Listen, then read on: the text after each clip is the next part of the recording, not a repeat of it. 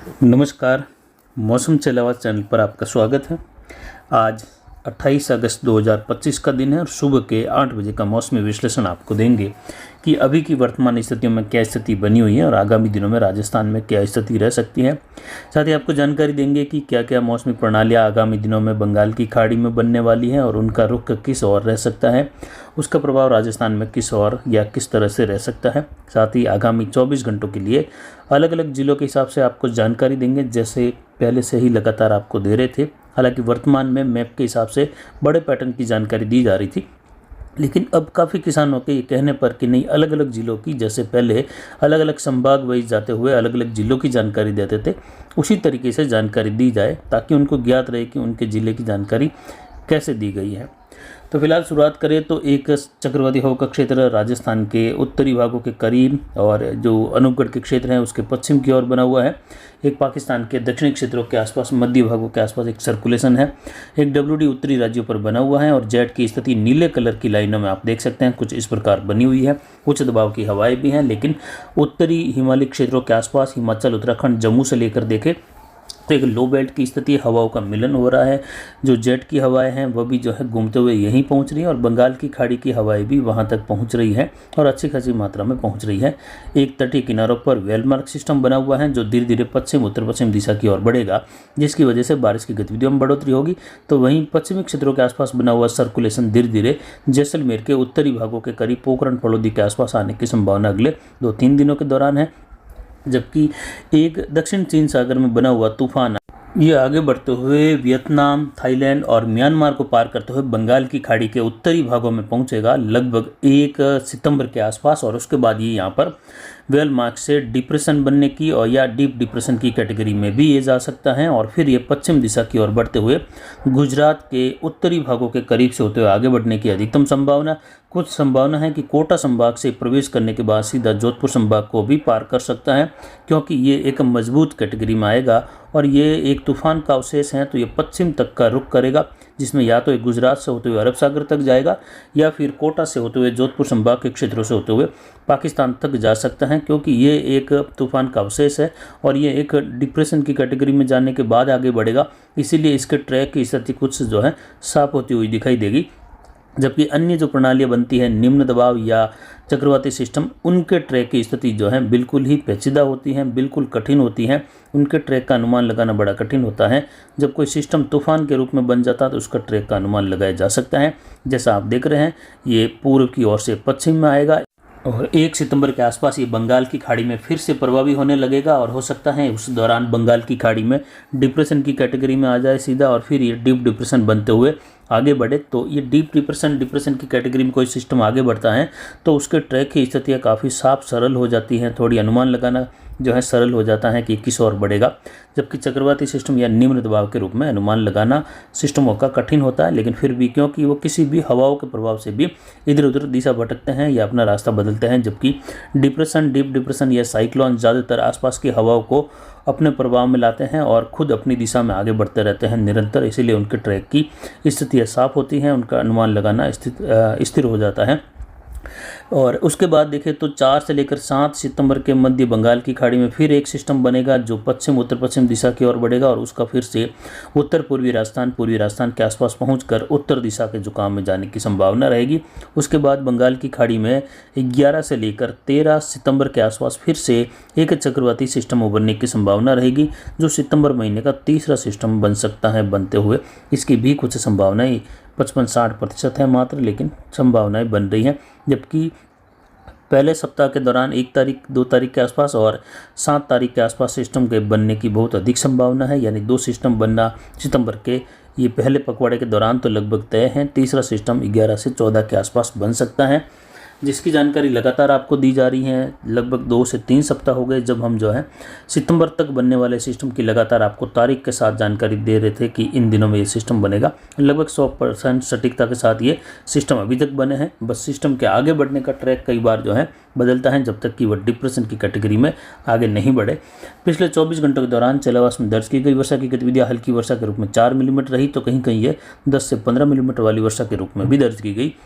तो कुछ उत्तरपाली के क्षेत्रों में ये मूसलाधार वर्षा के रूप में भी दर्ज की गई। तो अलग अलग क्षेत्रों में अलग प्रकार की वर्षा की गतिविधियां रही। अधिकतम तापमान 33.22 डिग्री सेल्सियस रहा। न्यूनतम तापमान 24.01 डिग्री सेल्सियस दर्ज किया गया अरावली रेंज का। वहीं न्यूनतम आर्द्रता 79.26% रही। अधिकतम आर्द्रता 90.58% रही। वायु दबाव 1003 मिलीबार के आसपास बना हुआ है। हवाएं अधिकतम यहाँ पर 6.30 किलोमीटर रही, जो कि दक्षिण पश्चिमी दिशा से रही। और हवाओं की स्थिति आज से कुछ बदलने की संभावना पश्चिम उत्तर पश्चिम दिशा की ओर से रहेगी। ट्रफ की स्थिति बीकानेर से होते हुए दर्ज हो रही है।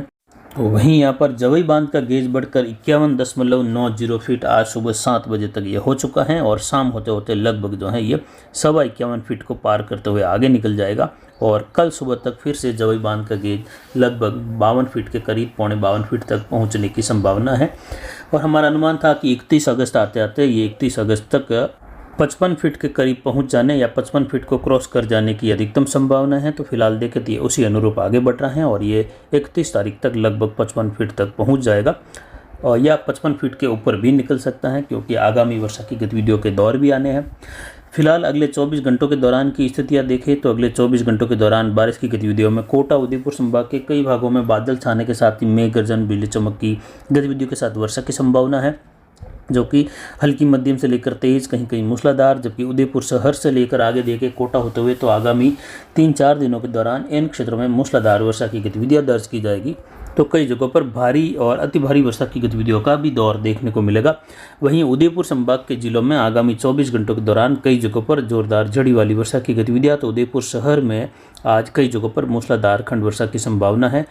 दोपहर के बाद से लेकर अगले 24 घंटों के दौरान उदयपुर शहर सहित आसपास के क्षेत्रों में मूसलाधार गतिविधियां होने की संभावना है। तो अगले 24 घंटों में कहीं कहीं यहाँ पर उदयपुर संभाग के क्षेत्रों में मध्यम से भारी खंड वर्षा यानी 40 से लेकर 65-70 मिलीमीटर वाली वर्षा की गतिविधियां भी दर्ज होने की संभावना है। इक्का दुक्का स्थानों पर 100 मिलीमीटर का आंकड़ा संभाग के दक्षिणी क्षेत्रों में पार हो सकता है। वहीं मैप पर नज़र डालें तो मैप का कुछ इस प्रकार हैं, देख सकते हैं जोधपुर संभाग के कई भागों में मेघ गर्जन, बिजली चमक की गतिविधियां,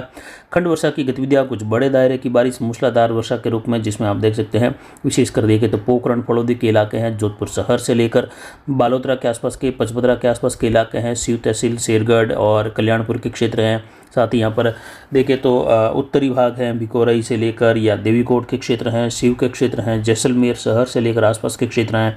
कुछ नागौर के पश्चिमी दक्षिण पश्चिमी इलाके हैं, इससे सटा हुआ पाली का इलाका है, उत्तर पश्चिमी लूणी, मोगड़ा, पीपाड़, भोपाल के क्षेत्र हैं, जहाँ आज भी कई जगहों पर मेघ गर्जन, बिजली चमक के साथ मध्यम तेज, कहीं मूसलाधार वर्षा की संभावना, कहीं कहीं मध्यम से भारी खंड वर्षा की गतिविधियां भी देखे जाने की संभावना यहाँ पर रहेगी। वहीं अनार बेल्ट बालोतरा, पचपदरा से लेकर सिवाना, साइला, जो जीवाणा के आसपास के क्षेत्र हैं, और साथ ही देखें तो काकी कुंडल, पादरू बेल्ट, सिवाना बेल्ट, इन क्षेत्रों में मुकतसर से लेकर भी आज बारिश की गतिविधियाँ दोपहर बाद यानी विशेषकर 3-4 बजे के बाद से लेकर वर्षा की गतिविधियां अनार बेल्ट में होने की संभावना है। तो अनार बेल्ट के किसानों के लिए जानकारी रहेगी कि आपको अगर स्प्रे का कार्य करना है तो आप सुबह जो है आज 10 बजे के आसपास से लेकर कभी भी स्प्रे का कार्य आप कर सकते हैं, ताकि 3-4 घंटों का समय अगर निकल जाता है स्प्रे के बाद फसल पर, तो फिर जो है आपने जो भी स्प्रे किया है वो सही तरीके से काम करेगा और उसका रिजल्ट आपको लगभग 80 से 90% उस दवाई का रिजल्ट आपको मिलेगा। जबकि एक दिन निकल जाने के बाद 100% संभावना रहती है उस स्प्रे का किया हुआ रिजल्ट आपको मिलेगा। तो यानी कुल मिलाकर आज भी अनार बेल्ट में वर्षा की संभावना है। तो किसान भाइयों के लिए सलाह रहेगी आज स्प्रे का कार्य आप शाम के 4 बजे के पहले काफ़ी इलाकों में कर सकते हैं। कल बारिश की गतिविधियां इन क्षेत्रों में अनार बेल्ट में बढ़ने लगेगी, यानी जो शाम दोपहर से हो रही है वो सुबह या दोपहर के बाद से ही होनी शुरू हो जाएगी। तो अब किसानों के लिए आगामी 4-5 दिन अनार बेल्ट के लिए दिक्कत वाले रहेंगे, यानी स्प्रे के कार्य आपको ध्यान रखते हुए करने पड़ेंगे। वहीं आपको जानकारी दे उत्तर पश्चिमी राजस्थान से पहले तो यहाँ पर गंगानगर, हनुमानगढ़, अनूपगढ़, बीकानेर, चूरू, यहाँ अधिकतर भागों में मौसम बादलों की आवाजाही के साथ शुष्क बना रहेगा, लेकिन फिर भी कुछ इलाके रहेंगे गंगानगर, हनुमानगढ़ के, बीकानेर, चूरू के, जहाँ कहीं कहीं हल्की मध्यम खंड वर्षा की संभावना है। एक दो स्थानों पर तेज गतिविधियां भी, लेकिन अधिकतर भाग यानी 90% भागों की बात करें तो शुष्क बने रहने की संभावना। हालांकि अगले 24 घंटों बाद इन क्षेत्रों में मौसम बदलेगा और गंगानगर, हनुमानगढ़, अनूपगढ़, बीकानेर, चूरू के इलाके हैं, साथ ही राजगढ़, रतनगढ़ के इलाके, वहाँ से होते संगरिया, सदुल शहर से लेकर यहाँ पर रायसिंह नगर, पदमपुर, केसे सिंहपुर, यहाँ से होते हुए कई जगहों पर बारिश बढ़ने की नौहर बादरा बेल्ट से लेकर रहेगी, जो कि विशेषकर 29, 30 और 31 अगस्त के दौरान कई इलाकों में अच्छी खासी मूसलाधार वर्षा तो कहीं भारी भारी वर्षा की गतिविधियाँ गंगानगर, हनुमानगढ़, अनूपगढ़ और चूरू, बीकानेर के कई उत्तर मध्य भागों तक दर्ज की जाएगी संभाग के। तो वहीं संभाग के दक्षिण दक्षिण पूर्वी क्षेत्रों में मेघ गर्जन, बिजली चमक की कुछ घटनाएं आज भी दोपहर बाद देखने को मिलने की शाम होते होते रहेगी, लेकिन विशेषकर खंड वर्षा की गतिविधियां रहेगी और 24 घंटों बाद मौसम यहाँ पर बदलेगा। उत्तर पूर्वी राजस्थान की ओर देखें तो यहाँ पर झुंझुनू, सीकर, अजमेर, टोंक, सवाई माधोपुर, करौली, धौलपुर, भरतपुर, दौसा, जयपुर, अलवर, नागौर, कुचामन, डेगाना बेल्ट की ओर भी देखें तो यहाँ पर विशेषकर जो यहाँ पर कुचामन, डेगाना बेल्ट है वहाँ से होते हुए डीडवाना वगैरह ये देखें तो इन क्षेत्रों में बारिश की गतिविधियों की ज़्यादा जो है बड़े तौर पर संभावना नहीं है आगामी 24 घंटों में, लेकिन खंड वर्षा यहाँ पर डीडवाना के आसपास से लेकर कुछ दूदू के क्षेत्र हैं, जयपुर, इन क्षेत्रों में जरूर अगले 24 घंटों के दौरान मेघ गर्जन, बिजली चमक, कुछ खंड वर्षा रहेगी, हल्की मध्यम, कहीं कहीं तेज, लेकिन कई भाग शुष्क बने रहेंगे, बादलों की आवाजाही रहेगी, धूप छांव का मौसम रहेगा। 24 घंटों बाद मौसम बदलेगा और सीकर के क्षेत्रों से लेकर झुंझुनू होते हुए जयपुर और नीम के थाना से लेकर यहाँ पर अलवर, धौलपुर, भरतपुर, करौली, सवाई माधोपुर काफ़ी इलाकों में बारिश की गतिविधियों की बढ़ोतरी की संभावना है और 29, 30, 31 अगस्त के दौरान देखें तो काफ़ी इलाकों में फैलाव वाली मध्यम तेज मूसलाधार वर्षा की संभावना, जिसमें कहीं कहीं भारी वर्षा की गतिविधियाँ भी उस दौरान दर्ज होने की संभावना है। तो काफ़ी इलाकों को उस दौरान राहत मिलती हुई दिखाई देगी आगामी 24 घंटों के बाद से लेकर। हालांकि आज कुछ जगहों पर यहाँ पर धौलपुर, करौली के क्षेत्र हैं, साथ ही सवाई माधोपुर के इलाके हैं, दौसा, वहाँ से लेकर कुछ टोंक के आसपास के क्षेत्र हैं, केकड़ी और भीलवाड़ा से सटे हुए क्षेत्र हैं, अजमेर के, यहाँ पर बारिश की गतिविधियाँ दूर दूर जयपुर से लेकर होगी मेघ गर्जन के साथ मध्यम तेज, कहीं कहीं मूसलाधार, जिसमें अजमेर के जो मध्य और पश्चिमी इलाके हैं वहाँ से ब्यावर होते हुए नागौर के जो मेड़ता के आसपास के क्षेत्र हैं और साथ ही इससे सटे हुए कुछ थावला के क्षेत्र हैं, वहाँ से पुष्कर, प्रसंगन, नसीराबाद, इन क्षेत्रों से लेकर पश्चिमी बीकानेर, खींवसर बेल्ट हैं, सोयला और वहाँ से होते हुए भोपाल, पिपाड़ के क्षेत्र हैं, इन क्षेत्रों की ओर बारिश की संभावना रहेगी। इधर दक्षिण पूर्वी राजस्थान में कोटा, बूंदी, बारा, झालावाड़ के क्षेत्र हैं, उदयपुर, डूंगरपुर, बांसवाड़ा, प्रतापगढ़, चित्तौड़गढ़, राजसमंद, भीलवाड़ा, शाहपुरा, इन क्षेत्रों में देखें तो आगामी 24 घंटों में लगभग सभी जिलों में बादल छाने के साथ कहीं कहीं मेघ गर्जन, बिजली चमक की संभावना, लेकिन अधिकतर भाग शुष्क बने रहने की संभावना, जिसमें भी देखें तो विशेषकर उदयपुर के जो क्षेत्र हैं, दक्षिणी उदयपुर शहर से लेकर कई जगहों पर अच्छी बारिश की उम्मीद है आगामी 24 घंटों के दौरान। साथ ही झालावाड़ के इलाके हैं, कुछ बारा, कोटा के क्षेत्र हैं जहाँ मध्यम तेज, कहीं कहीं मूसलाधार खंड वर्षा, कहीं शुष्क मौसम बादलों की आवाजाही के साथ भी रहेगा, लेकिन 24 से 36 घंटों बाद बारिश की गतिविधियों में यहाँ पर भी बढ़ोतरी होगी और विशेषकर बारिश का दायरा उत्तरी राजस्थान से बढ़ता हुआ दक्षिण पश्चिम मध्य राजस्थान की ओर दिखाई देगा। उदयपुर संभाग के क्षेत्र में कई जगहों पर उदयपुर शहर सहित जो है जोरदार वर्षा की संभावना है। तो वहीं यहाँ पर दक्षिण पश्चिमी राजस्थान की ओर देखें तो बारिश की गतिविधियों की अधिकतम संभावना है जैसलमेर, पोखरण, फड़ौदी, ओसिया, लोहावट बेल्ट है, इसे सटा हुआ दक्षिण पश्चिमी बीकानेर का बॉर्डर वाला क्षेत्र, वहाँ से जोधपुर, पिपाड़, भोपाल, लूनी के क्षेत्र है, मोगड़ा से लेकर जोधपुर शहर होते हुए तिवरी, मथानिया और वापस वही बिलाड़ा बेल्ट, उत्तर पश्चिमी पाली का इलाका है, लूनी से सटा हुआ भादरा, जून, वायद, विंजा बेल्ट, यहाँ से होते हुए जालोर, सायला, जिवाणा बेल्ट है, अनार बेल्ट है और पचपदरा, बालोतरा, इन सभी क्षेत्रों में बारिश की गतिविधियों की संभावना है, जिसमें जोधपुर और फड़ौदी, पोखरण के कई इलाकों में,